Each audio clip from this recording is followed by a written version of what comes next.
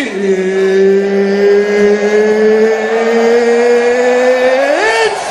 time!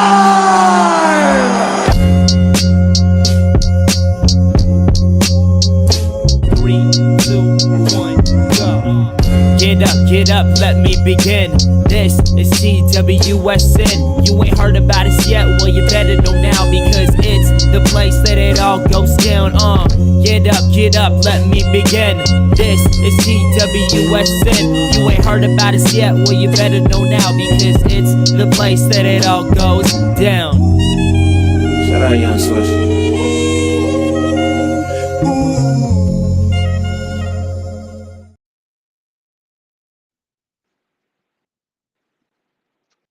Hello, ladies and gentlemen, and welcome back to edition of the Strikes and Submissions on the TWSN, YouTube, and Twitter. I'm very excited to be welcome host, Mr. Ted Ashbrock on Strikes and Submissions show. Ted. Feeling good, man. I'm excited to talk some fights. Listen, we lost Michael Daly, but we did not lose steam on the MMA team. We're going to keep it pushing. Absolutely. We're going to keep it pushing. What we're going to talk about first, that is last weekend's main event. Rafael Fiziev, or Fiziev, the names here, but Rafael Fiziev versus Ted, what'd you think? I mean, this fight was a big stepping stone for Rafael Fiziev. I mean, we knew he was one of the better strikers in this division. He never looked like somebody that could go 5 rounds and win all 5 rounds.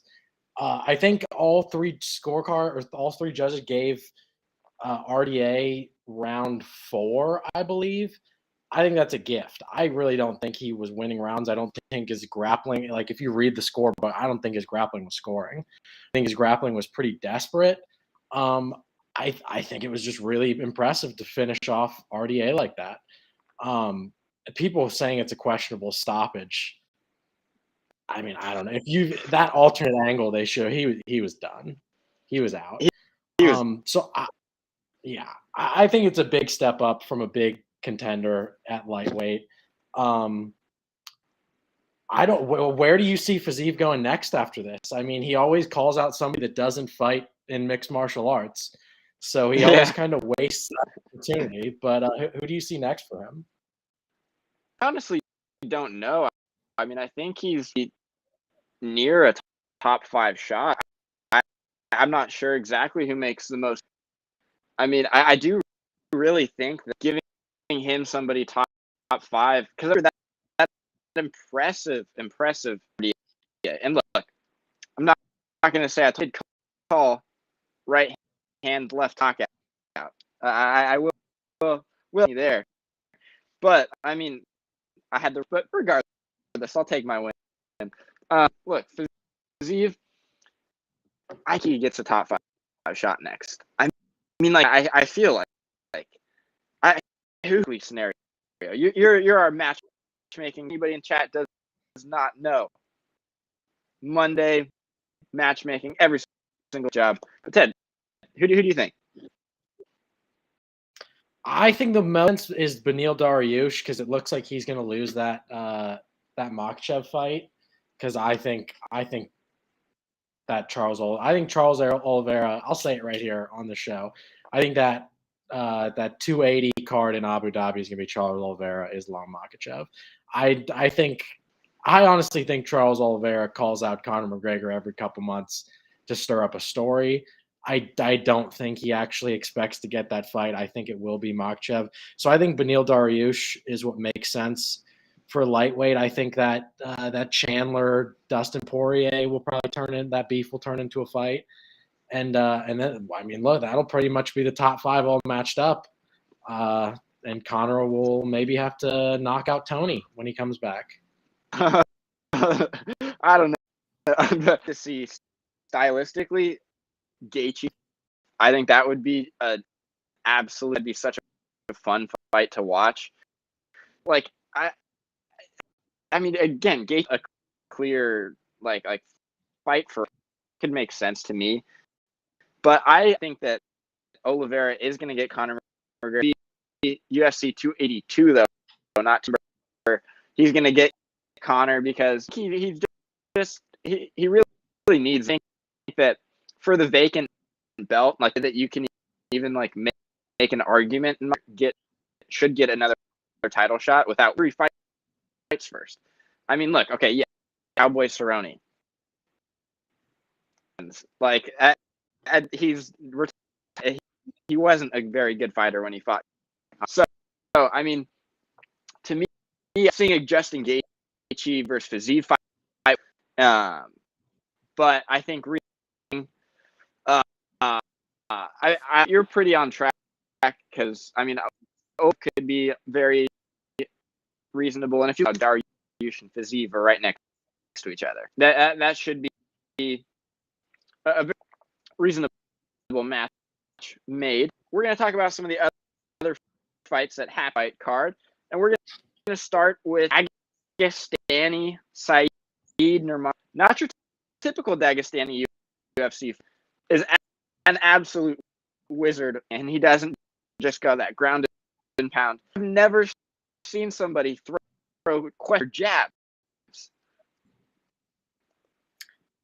Yeah, so I've seen people say Saeed lost stock in this fight, and I disagree. I just think it showed how much, because we know how good he is. He might be the most technical. He's Zabit in just a 135 frame, honestly. But yeah, I think what it shows is he has so much room to improve. I think he's the best striker I've ever seen with like not the highest fight IQ. Like his technique is perfect. He'll just throw a spinning kick like when you absolutely should. But also he's durable, man, because Silva to Andrade cracks. So yeah. I mean, for the people that don't know, he's a Nurmagomedov that's not related to that family. I think the fight at 135 is Umar Nurmagomedov, Khabib's cousin, I think, versus Saeed Nurmagomedov. You know, the outside Nurmagomedov. I think that fight is sick. If not, I could see Saeed getting Adrian Yanez now that he's cracked in the rankings. But yeah, to anyone that was disappointed with his performance, you expect too much. I get it. He got Cody Stamann out of there in 15 seconds or whatever, but you know, De Silva's known for his durability. That was an extremely well-rounded performance. I think he threw like multiple 2-touch 720 spin. Like he's a video game. Saeed's awesome. Yeah, he's literally just spam favorite kick in a video game, like in UFC. Learned this move. I'm just gonna throw 7 times in a row. Why not? Saeed's a very exciting fighter and definitely. But another prospect. Now, Ted, I was a little bit disappointed. I don't know about you. Like, this was very good, right? Don't get me wrong. And look, no disrespect to Garrett, but Garrett Armfield is a goat farm. Called up like 3 days before, lazy and sloppy on the feet, and a power coming into the UFC, and you're fighting you should knock him out, like it. But he comes in, and he's just throwing these hooks, they aren't hitting, and just the other guy was throwing pillows, wasn't doing anything with it. So I was actually in David Onama, even though it was finished. I need to see equal striking from him if he's going to really do anything. Yeah, I think what was impressive was that it was a submission because we hadn't seen him do it. So that impressed me. I do think he's sloppy. Like he is sloppy. He's a James Krause prospect, I believe. So the kid he'll get a lot better. But I think he was scheduled to fight like Austin Lingo or something. Like they're moving him up slowly. So if they rebook that fight, again, I'll feel how you feel. You should knock him out. Like he's a huge 45er. He was fighting at 35. He's giant. And he's fighting at 35. I agree. He didn't look very special on the feet. He's see, like when it looks good, like when he knocked out what was his name? Gabriel Benitez or something like that. And it's like when the unorthodox striking looks good when it works, but God, when you're against a defensively sound fighter, you don't look like the prospect we thought David Onama was supposed to be. But I don't want to see him lose stock from this. He got a clean finish on the ground. I maybe book that Austin Lingo fight and see what he can do with that. Yeah, no, I like that a lot. I need to see just some more technical stuff. He's certainly well on his way.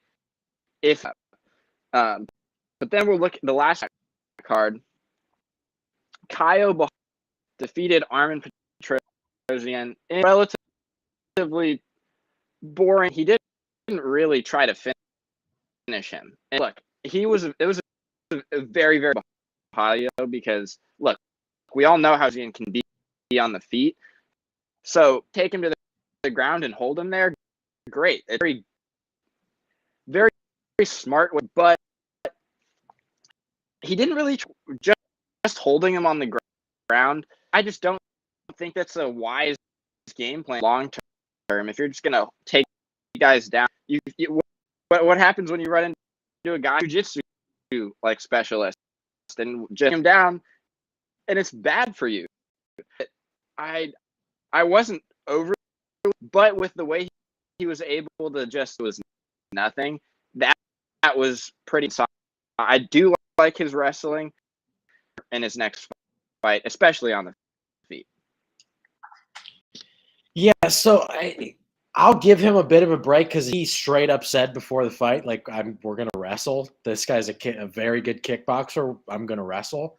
And that's what he did. So, like, I actually compliment how well he was able to follow the game plan because when they did strike in the first round, he was like Bahio, I think, was actually getting the better of the striking advantage. So it does show discipline to not just – because let me tell you something, that Caio Bahio, man, he cracks, but God, does he fight with his hands at his hips. Like, because I'm a fan, but it's nerve-wracking. I mean, he fights like he's Wonder Boy, but not worrying about the distance management. He's pretty crazy. But back to the fight. I mean, yeah, I think he followed a game plan beautifully. I love, like, halfway through that third round, you've won the fight. I would love to see him, go for a finish on the ground or stand up and strike a little bit. But I think he's going to make up for it. I think he knows he has star potential. He has the weirdest tattoos you've ever seen on a fighter. He calls himself like the fighting nerd or whatever. So he has star potential. He called out Dricus du Plessis, who you can't have a boring fight with. Another not technical bomb throwing machine out of South Africa there. So that would be a fun one. I will say there was a contrasting thing. He came to this fight saying he was going to wrestle, and then he also came to this fight saying he wants someone in the top 15 after this. Those things aren't always going to go together. You're going to have to put on a performance against a bigger name before that. If I want to play matchmaking real quick, because I actually don't remember who I matched him up with.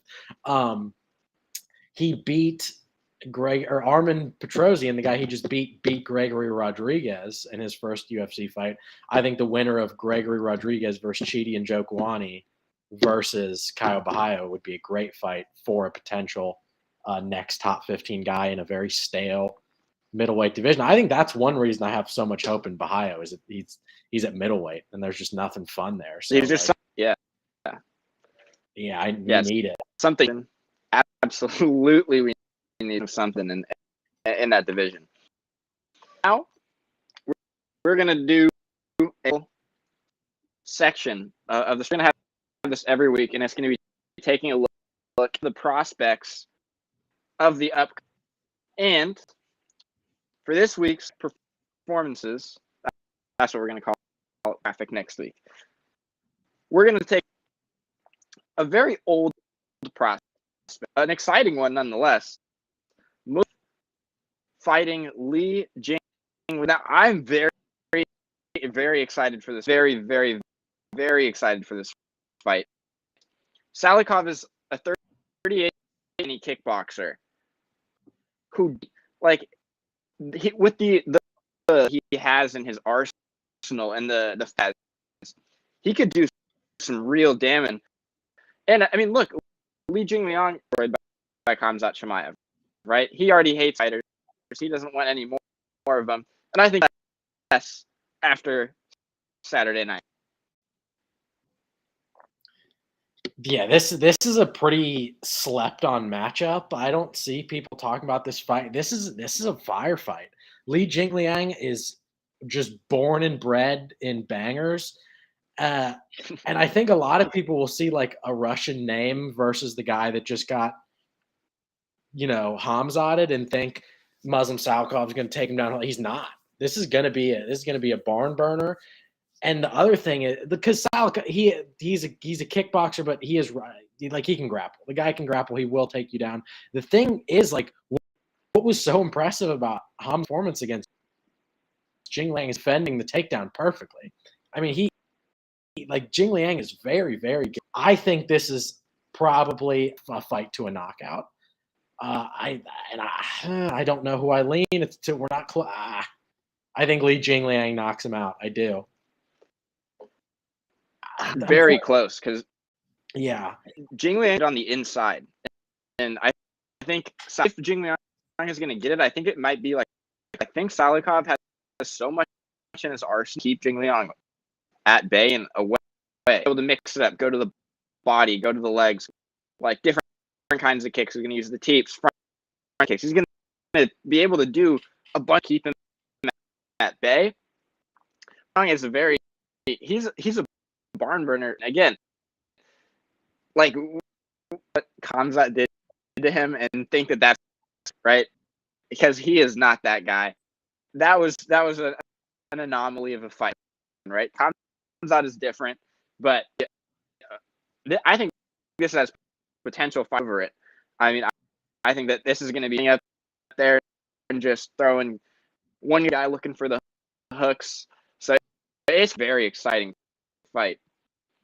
If you had to pick, you said you have a round or by a knockout. I'd pick Li Jingliang, probably second or third round knockout. Second or third round, very valid.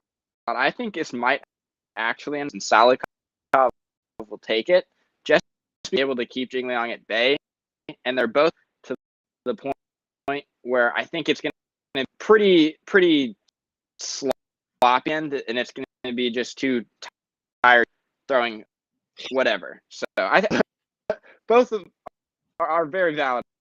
But our next we're going to be taking a look at interesting fight. Charles Jourdain taking on in the featherweight division. Time out, Jourdain had a one-armed guillotine, which was,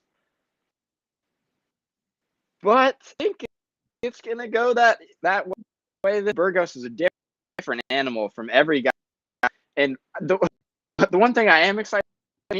Anytime Shane Burgos steps in the octagon, there will be blood. Probably his, but there will be blood nonetheless. Yeah, so I mean, if the other fight we didn't just talk about doesn't scream fight of the night to you, this one, I mean, this is a fight built for bonus money. I couldn't tell you the last time Shane Burgos didn't take home some bonus money. These guys are 68. These guys are virtually identical stylistically in that they're well-rounded mixed martial artists, but 99% of the time they don't care to be. They just want to scrap. Like, these boys just want to fight. I think Charles Jourdain is probably a bit sharper technically. He'll throw some really clean front kicks, teeps, a lot of stuff up the middle. But he will scrap, and that's what's going to happen when you get in an octagon and they lock it behind you with Shane Burgos. Like, it's going to – they call him Hurricane Shane. It's going to be an absolute catastrophe of weather going down in that octagon. What I think makes me – I'm going to put my pick right out there. What I think makes me lean towards Shane Burgos, because I think a narrative that will become with Shane Burgos is he's in that realm of he takes too much damage. And I think people will start making that too much of a narrative, as they do with, the likes of the Tonys and the Maxes out there. But I think really what this is it's going to be a huge, no disrespect to Charles Jourdain, but it's a big step down in competition for Burgos last few fights, and a big step up in competition from Jourdain's last fight. Jourdain fought Lando Venata, who's great, but before that, I mean, he was Sparta kicking Andre Ewell out of the UFC to bare knuckle fighting. And that's just not – Shane Burgos has been fighting Edson Barboza and Calvin Kattar and Josh. And, I think the caliber of competition he's been in there with is just too much. And Jourdain has had these fights with people he can look really good beating up. And even when you're beating up Shane Burgos, it doesn't look – you know what I'm saying? He's just going to – I just think it's going to be too much. From Julian Erosa, Andre Ewell, Lando Venata to jump up to Shane Burgos, I think it'll be too much. I think this is going to be one everyone's going to take inside the distance, but I think this is one of those 3-round instant classic wars that probably Shane takes 2 rounds of. Yeah, I'm right with you. It's going to go the distance, Shane Burgos. But, I mean, both of these guys are, like you said, this is just it screams based on the styles. And we all know, so I think it's going to be very exciting. But one more that I actually think as the best fight, Ricky Simon, versus Jack Shore. Ricky Simone, my guy, Pacific, got to shut him out for that. Yes, at the bantamweight division. I mean, he's fought Rafael, he's fought some killers. But this week he's going to be taking on Jack, undefeated, very well-rounded. I mean, what? His nickname, the Welsh GSP? Isn't that him? Yeah, that's... And Malik the last London card, our CEO here at TWSN coined Jack Shore the UK Khabib. So a lot of bold claims coming in comparison on this Jack Shore fella. I think but he could get surprised. He could get surprised. I mean, Ricky's I think he gets sparked. I think he gets sparked. Ricky Simone can and will knock you out. I know Sun Tzu is on a downward trend, but I mean the punch he hit him with would knock out a horse. Yeah. It's really. I actually think Simone's gonna take this. I think this is gonna be Jack Shore call of not fighting bums anymore.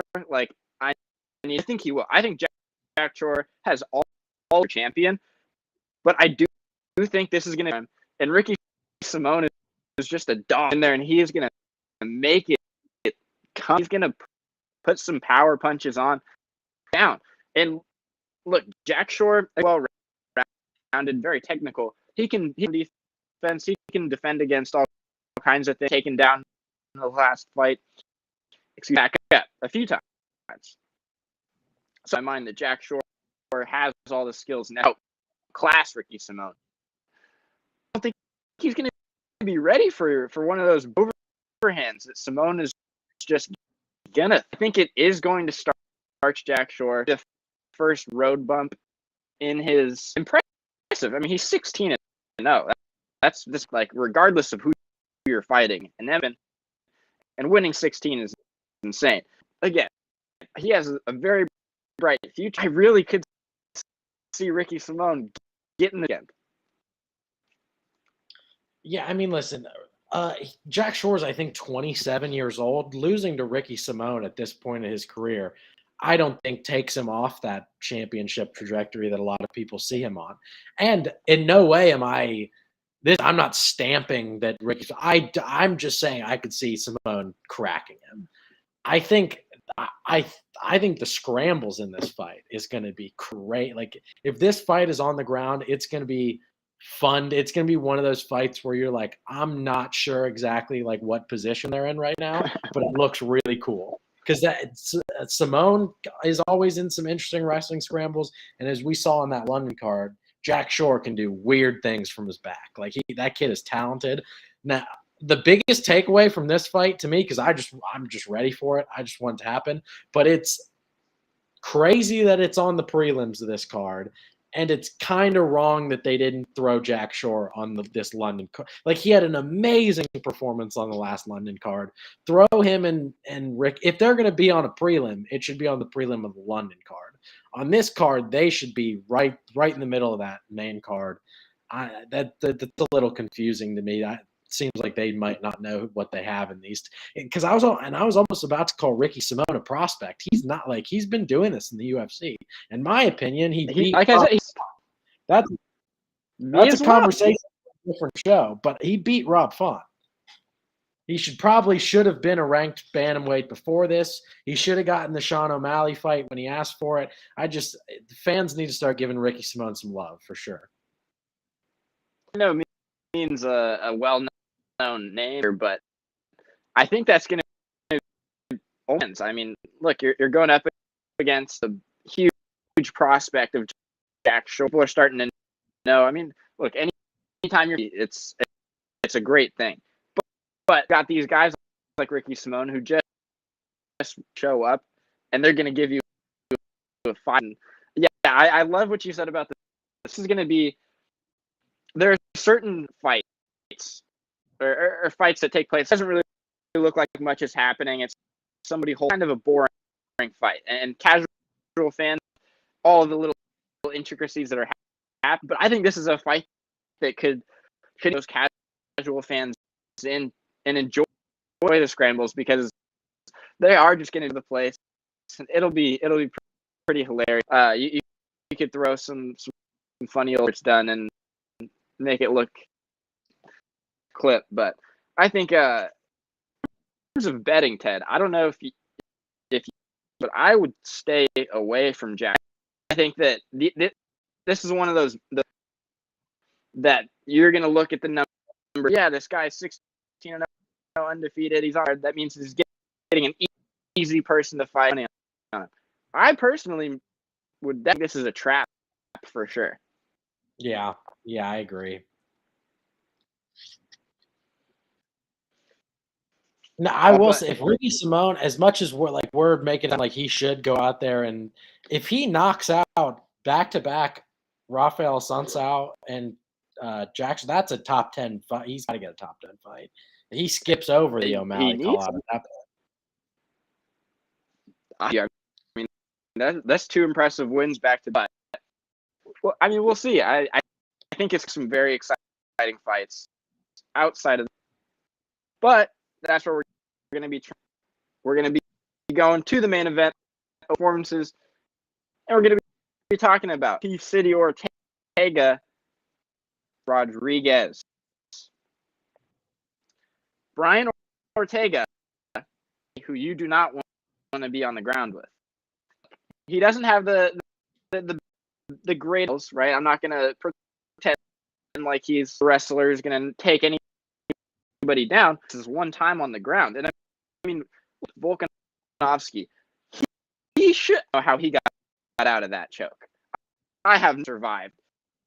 I think any other earth goes out during that choke. I think that all it takes is one Ortega to have Yair on the ground. You're throwing a kick and Brian just leg is still on the ground, knock him down. Won't be a clean takedown per se. I don't think they're getting back up. I have Brian Ortega round 10 over Yair Rodriguez. Ted, what do you think? Well, listen. First, I'll address if Yair is in a mounted guillotine from Brian, that fight's over. I'll admit that. It's cliche, but styles make fights. This fight is stylistically awesome. I mean, you have maybe the best submission threat at 45 ever since Charles Oliveira, but probably more so because Charles at 45 just wasn't the Charles he is. Brian Ortega he's probably the biggest submission threat in UFC history at featherweight against I mean, some people would say Max, some people would say Aldo, but I'll call him the best striker. If you don't agree with that, the most exciting striker in featherweight history. And here's why I lean towards Yair in this fight. The two people that have beat Brian Ortega, Volkanovski and Max Holloway, have done it with just a constant output of offense. And that is what Yair was almost too much on the feet for Max. I think he'll be way too much on the feet for Brian Ortega. I do think Brian Ortega has improved on the feet, but he's too hittable. He takes too much damage, and Yair gives out too much damage. I just think he'll be a bloody mess by the middle of the second round. Now, to play devil's advocate, Brian Ortega is not a great wrestler, but Max Holloway is a worse wrestler, and he took down Yair multiple times. Yeah, that was something particular ease. Yeah, so like it didn't look. I mean, like look, if Brian's Yair. not out on if Brian's not out on his feet by the third round, I think Yair will be tired and start to get taken down. I do think that, but I also think there's a situation where he could clear the first 3 rounds easily. But I mean, this is a good. They like putting exciting, bloody fights on ABC cards to get new fans. This is a solid one. This is a good choice. Yeah, absolutely. Talked about earlier. I mean, Matt, who is by no means a wrestler, is able to get him down pretty easily once, not just twice, but like 4 takedowns in that fight.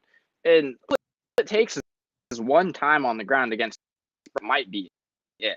That could vary long. So I think you really need to take that into account because, again, look, down, and something I could even see here, hits Ortega, gets in, tries to rush into it, and to be staggered, waiting on the ground, and right. And so I could see overdoing it in like some spinning kick, right? Something flashy, some knocking him down to the ground, but in his comfort zone. So I think that Ortega could really use to his advantage. And I don't know if this has ever been done in UFC, but has anybody ever caught kick and like submission after that? I think it probably why that's something I could see happening. I mean, here is on his back. I could kick up Ortega just snatching. Yeah. And just sitting down with it. Yeah, I think just sitting down with it. I can picture that. I think that the physics supports that. I think so. I mean, again, I'm sure it's not really something you practice, but I'm seeing a guy like Yair get taken down and start to throw repetitive up kicks, try to use it to my advantage. So I think that maybe me talking, but it could also be interesting if it ever ends up happening. That I think there are just so many that can submit him and do it from. But again, you're right. I mean, it is not the class on the feet. Like there's of striking. Yeah. Yair is up here. Holloway is up here. All those Ortega's down here. Right? Better, but getting better does not Yair Rodriguez. And so I think that if he's able to survive that, if he's able to get him to the ground somehow, I quickly becomes very, very. Yeah, the weird thing about Yair too is he's especially because I think a lot of people would interpret as he like is such a high output in the early rounds, he gets tired later on in the fight, but he's like so good in the 5th round. Like he got beat up by Max round 3 and 4 and then came back and won round 5 on all 3 scorecards. He knocked out Zombie in the 5th round of a fight he'd lost every minute. Like he's weirdly good in the 5th round. So like I actually think this being 5 rounds is kind of beneficial to him in a weird way. although it also gives Brian more time to work submissions. So we'll see where the fight plays out. If 1/4 of the fight takes place on the ground, I don't think we even see the end of the fight. Like, you know what I'm saying? Like, if there's control time on the ground in every round, we probably don't get to the 5th round. But, like, if there's no control time, I think we see Brian Ortega get 50-45 again. If we're to the ground, I don't think this goes to distance. If he's just a sitting duck on the feet. So if he's not around, then like, I mean, I'd personally going 5 rounds either way. I think, or Yair is knocking him out. So again, the styles make the fan on the ABC card. Like, new fans in, and I think having a main event up for a finish, pretty much regardless.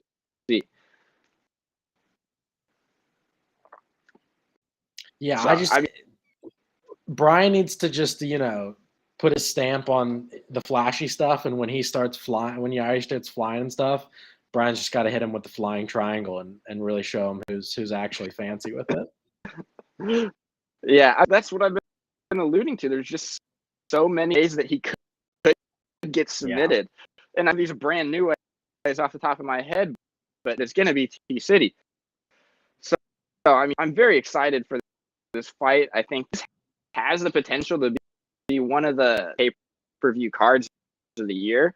I mean, it looks that way. I mean, we talked about just including.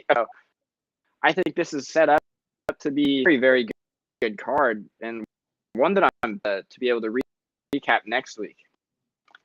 I think it's going to be great. If you have anything else, but how was your first show? I had fun. Listen, I mean, I got to do one with you and Michael. I love doing the pre-shows, but hey, this is a new weekly fixture right here. If you guys need to get your combat fix in every Wednesday, come see us. This is where we'll be. Absolutely, every Wednesday here on the TW and Twitter channels. There is right there. Ted's Twitter is right there. Out. We got stuff coming all day. It's always on the wrong side. Yeah, I mean, thank everybody. Make sure you go check out the TWSN. You follow all the socials and my amazing new co-host. Thank you very much for tuning in. Out.